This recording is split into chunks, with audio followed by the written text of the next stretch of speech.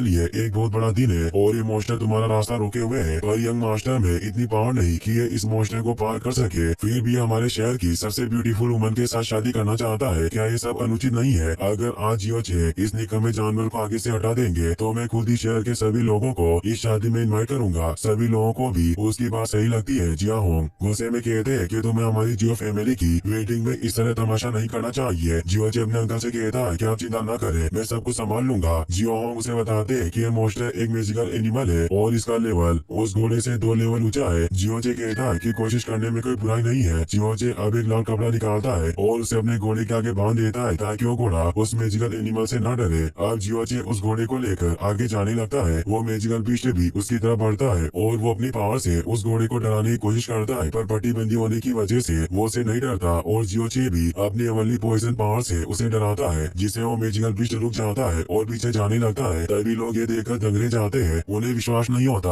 और वो कहते हैं कि एमिनेंट रियल्म की 6 लेवल वाला पेटिशनर भी इस मॉन्स्टर से लड़ने में सक्षम नहीं है। फिर ये बेकार लड़का इसे कैसे काबू कर पा रहा है? यह देखकर गुस्से में यूएन अपने मैजिकल बीस्ट पर हमला करता है, जिससे वो गुस्से में बेकाबू हो जाता है और हमले से जियोचे को नीचे गिरा देता है और उस पर हमला करने के लिए छलांग लगाता है। सभी यह देखकर डर जाते हैं। जियोचे भी अपनी हेवनली पर पावर से उस पर हमला करने को तैयार होता है। तभी वहाँ जिया युआन आकर उस मैजिकल बीस्ट को पकड़ लेता है। वो काफी ज्यादा पावरफुल था, इसीलिए उसे दूर फेंक देता है, जिससे वो बीस्ट मोटे यूएन के ऊपर जाकर गिरता है। सभी लोग हंसने लगते हैं। युआन जिया केगी का भाई था। जियोचे उसे कहता है कि तुम यहाँ क्या कर रहे हो? तो जियाजी कहते हुए खुशी से उसे गले लगा लेता है और बताता है कि आपको मैंने कई दिनों से नहीं देखा, इसीलिए मुझे आपकी बहुत याद आ रही थी। जियोचे कहता है कि तुमने मुझे बहुत कसकर पकड़ा है, अगर तुमने अभी मुझे नहीं छोड़ा तो मैं मर जाऊंगा। तो उसे छोड़ देता है और बताता है कि पिताजी तुम्हारा कब से इंतजार कर रहे हैं और उन्होंने मुझे तुम्हें यहाँ लेने भेजा। और अब वो उसे घोड़े के साथ ही उठाकर लेकर जाने लगता है। यह देखकर वो मैजिकल बीस्ट वहाँ से भाग जाता है। यूएन उसे माफी मांगता है, पर युआन उसे लात मारकर दूर फेंक देता है। अब हम रात का सीन देखते हैं, जहाँ सभी शादी के बाद जियो सेट में लौट आए थे। यूलोंग के प्लान के मुताबिक कुछ लोगों ने जियोचे को बहुत सारी वाइन पिला दी थी ताकि वो अपनी फर्स्ट नाइट को एंजॉय ना कर सके, पर जियोचे डल्ली होने का नाटक कर रहा था। उसने सारी वाइन को हेवनली पर्ल में एब्सॉर्ब कर लिया था और अब वो उस शराब को बाहर फेंक देता है और अपने रूम में आ जाता है। किंगी वहाँ तैयार होकर बैठी थी, वो काफी ब्यूटीफुल लग रही थी। जियोचे उसके पास चला जाता है और सोचता है कि वास्तव में कितनी ब्यूटीफुल होगी और वो उसके मास्क को हटाने लगता है, पर वो अपनी आइस पावर से उसे फ्रीज कर देती है। जियोचे फिर भी उसका मास्क हटा देता है तो उसे दूर फेंक देती है। जियोचे उसका फेस देखकर सोचता है कि वास्तव में बहुत खूबसूरत है। जिया किंगी उसे कहती है कि मैं जानती हूँ कि बचपन से ही तुम्हारी मैजिकल वेज नष्ट हो गई थी, इन्हें ठीक करने का इस वर्ल्ड में कोई उपाय नहीं है। जियोचे मजे से चाय पीने लगता है और कहता है कि मुझे खुशी हुई कि तुम्हें मेरी चिंता है, पर तुमने जो कहा वो सच नहीं है, क्योंकि अगर ऐसा होता तो तुम्हारे द्वारा इस्तेमाल की गई आइस ग्रुप पावर का असर मुझ पर ज्यादा होता।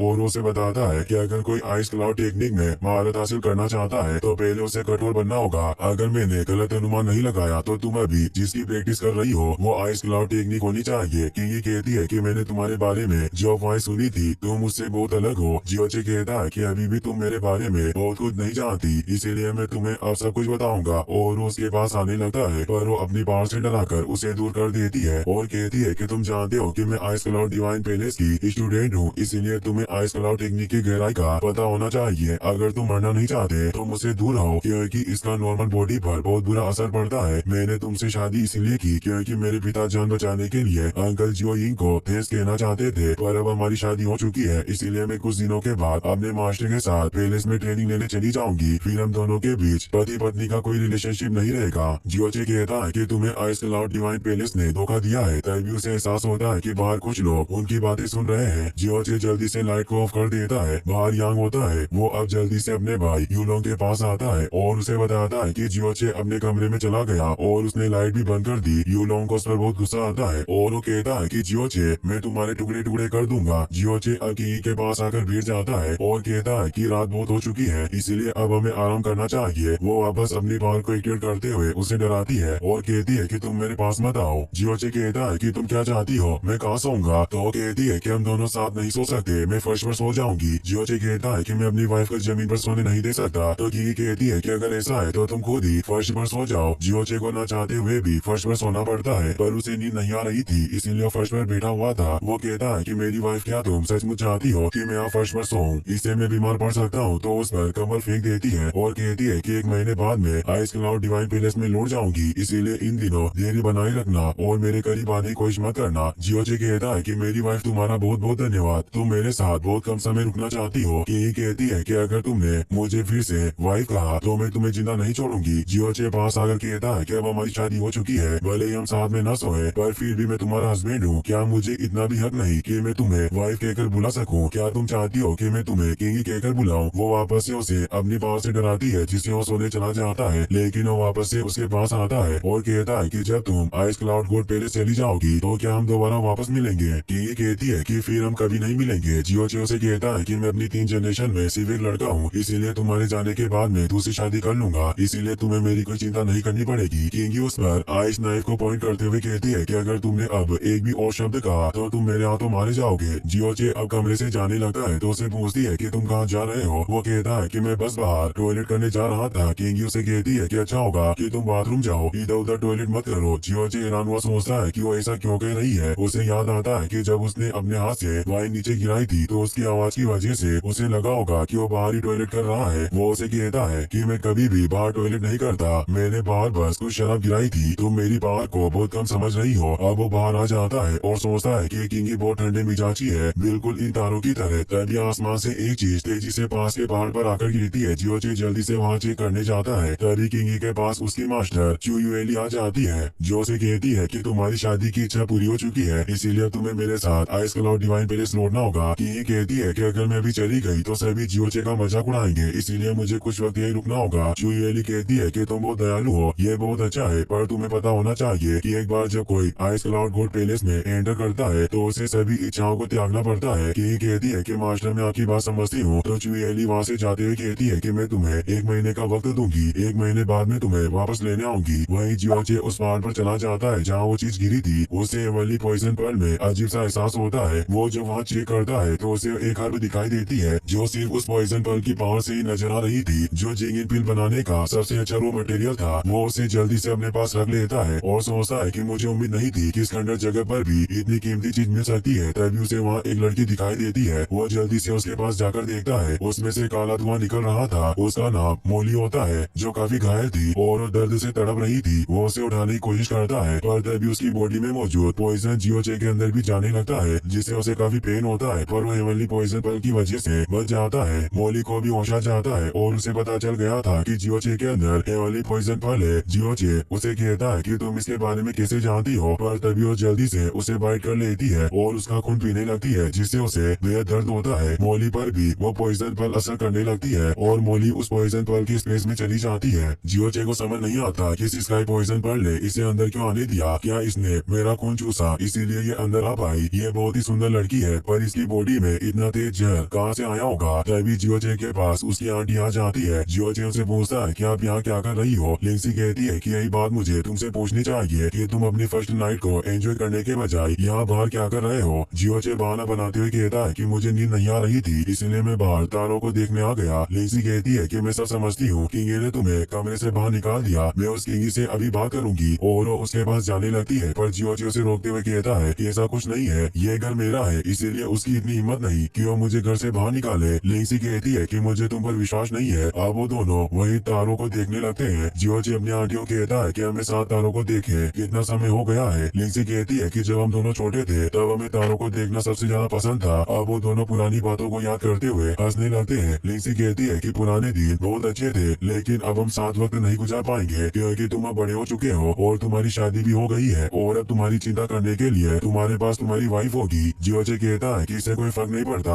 आप और दादाजी हमेशा मेरे परिवार का हिस्सा रहोगे और आप मेरी लाइफ में सबसे इम्पोर्टेंट हो जिसकी मुझे हमेशा आवश्यकता होगी। और किंगी को बाहर बुलाने लगता है पर वो काफी देर तक बाहर नहीं आती। तो जियोचे उसे कहता है कि आज तुम्हारा मेरे परिवार में पहला दिन है, इसीलिए हमें नियम के अनुसार दादाजी के साथ खाना खाने जाना होगा। अगर तुम अभी बाहर नहीं आए तो दादाजी बहुत दुखी होंगे। किंगी तैयार होकर बाहर आ जाती है और अब वो दोनों अपने दादा के पास खाना खाने आ जाते हैं। जियोली किंगी से कहते हैं कि अब जियोचे की शादी होने की वजह से मेरी सारी प्रॉब्लम सोल्व हो चुकी है। मैं जानता हूँ कि शादी तुम्हारे लिए बहुत कठिन रही होगी। जियोचे कहता है कि अब हमारी शादी हो चुकी है, इसीलिए इन बातों का कोई मतलब नहीं है। अब हम दोनों साथ में एक अच्छी लाइफ जिएंगे। और उसके कंधे को पकड़कर उसे अपने पास कर लेता है और कहता है कि तुम्हें जल्दी से खाना खाना चाहिए क्योंकि कुछ दिनों में तुम्हें मेरे बच्चे को जन्म देना होगा। किंगी को उस पर बहुत गुस्सा आता है, वो उसके हाथ को फ्रीज कर देती है। ये देखकर उसके दादा भी हंसने लगते हैं। फिर हम देखते हैं कि कमरे में आने के बाद किंगी जियोचे जियोचे को सजा के तौर पर आइस में जमा देती है और कहती है कि अगर फ्यूचर में तुमने मुझे फिर से छूने की कोशिश की तो मैं तुम्हारे दोनों हाथ को काट दूंगी। जियोचे कहता है कि मैं बस अपने दादा को खुश करने के लिए ये सब कर रहा था, तो उसे नॉर्मल कर देती है। जियोचे जल्दी से उसके पास आकर उसे घूरने लगता है। किंगी उसे पूछती है कि तुम मुझसे और क्या चाहते हो। जियोचे उसे कहता है कि जब मैंने तुम्हारा हाथ पकड़ा तो मैंने गलती से तुम्हारी पर्स को भी छू लिया था, जिसे मुझे तुम्हारी एक बड़ी प्रॉब्लम का पता चला। हर रोज सपने में तुम्हें थोड़ी देर के लिए अपनी बॉडी बहुत ठंडी महसूस होती है और तुम्हारे हाथ पैरों में भी दर्द होता है, और ये सब तुम्हारे आइस क्लाउड टेक्निक की प्रैक्टिस की वजह से है। मुझे ये भी पता है कि आने वाले दिन और भी मुश्किल हो जाएंगे, जिसे तुम ठीक से खा भी नहीं पाओगी। किंगी उसे पूछती है कि तुम्हें सब कैसे पता। जियोची डरकर उसे दूर जाने लगता है और उसे बताता है कि मैं भी जानता हूँ कि तुम्हारा पीरियड साइकिल भी नॉर्मल नहीं है। किंगी उसे कहती है कि मेरे पास आओ, मैं तुम्हें नहीं मारूंगी। जियोची कहता है कि मुझे विश्वास नहीं है, कि तुम मुझे बताओ कि मैंने जो कहा वो सच है या नहीं। किंगी उसे बताती है कि क्लाउड टेक्निक एक आइस क्लाउड मैजिकल स्किल है। जब कोई इसकी पहली बार प्रैक्टिस करता है तो उसे निश्चित रूप से इसकी आदत नहीं होती, इसीलिए उसे काफी दिनों तक इसके दर्द को सहना पड़ता है जब तक कि उसे इसकी आदत ना हो जाए। जियोचे कहता है कि यही वजह है कि आइस डिवाइन पल्स के लोगों का जीवन दूसरे लोगों से आधा भी नहीं होता। साथ ही ये लोग जल्दी अपने बच्चे पैदा करने की क्षमता भी खो देते हैं, इसीलिए इस सेक्टर में प्यार करने की मनाही है। किंगी गुस्सा हो जाती है और कहती है कि अगर तुमने फिर से मेरे आइस डिवाइन पैलेस का मजाक उड़ाया तो मैं तुम्हें नहीं छोड़ूंगी। जियोचे कहता है कि मैं तुम्हें इस आइस बीमारी से ठीक कर सकता हूँ। किंगी हैरान हुई कहती है कि इन बीमारियों का इलाज कैसे संभव है। जियोचे कहता है कि मैं न केवल तुम्हें ठीक कर सकता हूँ बल्कि तुम्हारे मैजिक पावर कल्टीवेशन स्पीड को भी 3 गुना बढ़ा सकता हूँ। क्या तुम इसे आजमाना चाहती हो। किंगी कहती है कि अगर तुम मुझे बेवकूफ बना रहे हो तो मैं तुम्हें जिंदा नहीं छोड़ूंगी। जियोचे उसके पास बैठ जाता है और एक एक्यूपंक्चर नीडल को बाहर निकाल लेता है। किंगी कहती है कि क्या तुम एक्यूपंक्चर करना चाहते हो। जियोचे कहता है कि इसमें कोई बड़ी बात नहीं है। अब वो उसका हाथ पकड़ लेता है और तारीफ करते हुए कहता है कि तुम्हारा हाथ बहुत सॉफ्ट है। किंगी जब हाथ की तरफ देखती है तो उसने पहले से ही उसके हाथ में एक्यूपंक्चर नीडल लगा दी थी। अब जियोचे अपनी पॉइजन पल पावर से उस नीडल के थ्रू किंगी की बॉडी में एनर्जी को डालने लगता है और उसे कहता है कि इस पावर के दौरान तुम अपनी आइस पावर को एक्टिवेट मत करना। जियोचे को इस प्रोसेस में बहुत दर्द होता है। किंगी की पावर भी बढ़ने लगती है और आसपास की चीजें फ्रीज हो रही थी। वो सोचती है कि इस ज्ञान वर्ल्ड में से कुछ लोगों को ही इस प्रकार की मेडिकल नॉलेज का ज्ञान था। अब मुझे एहसास हो रहा है कि मुझसे जो नहीं बोल रहा था, अब वो प्रोसेस पूरी हो चुकी थी। इसीलिए जियोचे से कहता है कि तुम अब अपनी पावर को टेस्ट कर सकती हो। किंगी अब अपनी आइस क्लाउड टेक्निक के 3rd लेवल को एक्टिवेट करती है तो एक साथ 2 शार्ट को बना लेती है और उसकी बॉडी में इससे बिल्कुल भी पेन नहीं हो रहा था और उसे एहसास होता है कि उसकी ये टेक्निक पहले की तुलना में 3 गुना फास्ट हो चुकी है। जियोचे से कहता है कि इस प्रकार की आइस टाइप पावर से लोगों को नुकसान हो सकता है। कोल्ड एनर्जी मेरिडियन के अंदर इकट्ठा होती है पर यह समय के साथ मेरिडियन को ब्लॉक कर देती है। मैंने भी तुम्हारी बॉडी की कोल्ड एनर्जी को रिलीज करने के लिए सीवेक मेरिडियन को खोला है, जिससे तुम्हारी प्रोफाउंड एनर्जी 3 गुना बढ़ गई। अगर तुम्हारी पूरी बॉडी की मेरिडियन को खोल दिया जाए तो तुम्हारी स्पीड 10 गुना बढ़ जाएगी। किंगी से कहती है कि क्या तुम ऐसा कर सकते हो। जियोचे कहता है कि मैं बिल्कुल ऐसा कर सकता हूँ, मैं एक चमत्कारी मेडिसिन प्रैक्टिशनर हूँ, पर तुम्हें इसके लिए अपने कपड़े उतारने होंगे। किंगी को उस पर गुस्सा आता है। जियोचे कहता है कि अगर तुम अपनी पूरी बॉडी को अनब्लॉक करना चाहती हो तो तुम्हें अपने कपड़े उतारने होंगे, क्योंकि मेजर मेरिडियन पीठ पर होते हैं। किंगी उसकी बात मान लेती है। जियोचे बाहर चला जाता है और अपने कपड़े उतार देती है। जियोचे खुश हुआ कहता है कि वास्तव में मेरा प्लान कामयाब रहा। फिर अब हम देखते हैं कि किंगी अपने कपड़े उतार देती है ताकि जियोचे उसकी बैक पर एक्यूपंक्चर थेरेपी कर सके। जियोचे उसकी बैक पर बहुत सारे नीडल लगाने लग जाता है, जिससे किंगी को काफी दर्द होता है। जियोचे कहता है कि इस बार का काम जल्दी नहीं होगा, क्योंकि अगर गलत जगह नीडल लग गई तो यह बहुत खतरनाक होगा। उन नीडल्स की वजह से किंगी की बॉडी से ठंडी हवा निकलने लगती है, जिससे कमरे में ठंड काफी बढ़ जाती है। कुछ देर बाद एक्यूपंक्चर थेरेपी पूरी हो जाती है, जिससे कमरे में जमी आइस पिघल जाती है और रूम का टेम्परेचर नॉर्मल हो जाता है। जियोचे कहता है कि अभी हमें इस थेरेपी को 6 दिनों तक और करना होगा, उसके बाद तुम ठीक हो जाओगी। थेरेपी करने की वजह से जियोचे काफी थक गया था। वो कहता है कि मैं अभी एलिमेंटल एसेशन रियल्म के पहले लेवल पर हूँ, एक ही दिन में सब कुछ करना मेरे लिए आसान नहीं है। वो वहाँ से जाने लगता है। किंगी पूछती है कि अब तुम कहाँ जा रहे हो। वो कहता है कि मैं इसी तरह फर्श पर नहीं सो सकता हूँ, इसीलिए मैं बाहर सोने के लिए जा रहा हूँ जहाँ मुझे बहुत ठंड लगेगी। यह सुनकर किंगी को बुरा लगता है, इसीलिए वो जियोचे को बेड पर सोने के लिए कहती है। इससे जियोचे बहुत खुश होता है। एक पिलो बीच में रखकर वो दोनों सो जाते हैं। जियोचे किंगी से पूछता है कि आइस क्लाउड कोड पहले जाने के बाद क्या तुम मेरे लिए 7 मिस्टीरियस लिंग long grass, purple pulse crystal और मैजिकल बीस्ट अपील ढूंढ सकती हो। उनकी मदद से मुझे अपनी मैजिक वेस्ट ठीक करनी है। वो कहती है कि ये 3 चीजें नेचुरल मटेरियल का ट्रेजर है, कोई भी उन्हें एक वक्त में नहीं ढूंढ सकता, लेकिन मैं उन्हें ढूंढने की पूरी कोशिश करूंगी। कुछ देर बाद दोनों सो जाते हैं। जियोचे अपने सपने में किंगी को किस करने लगता है, तभी रियल लाइफ में बेल बच जाती है, जिससे उसका सपना टूट जाता है और वो काफी गुस्सा होता है। दूसरी तरफ जियो यूनहाई को जियोली के साथ देखते हैं। यूनाई जियो क्लेन के लीडर थे। थर्ड एल्डर वहाँ आते हैं। वो पूछते हैं कि ऐसा क्या हो गया, तुमने इसका शॉकिंग बेल क्यों बजाई। यूनाई कहता है कि जियो सेठ के एक लेटर आया है। जियो सेठ ने हमारे एंसेस्टर्स को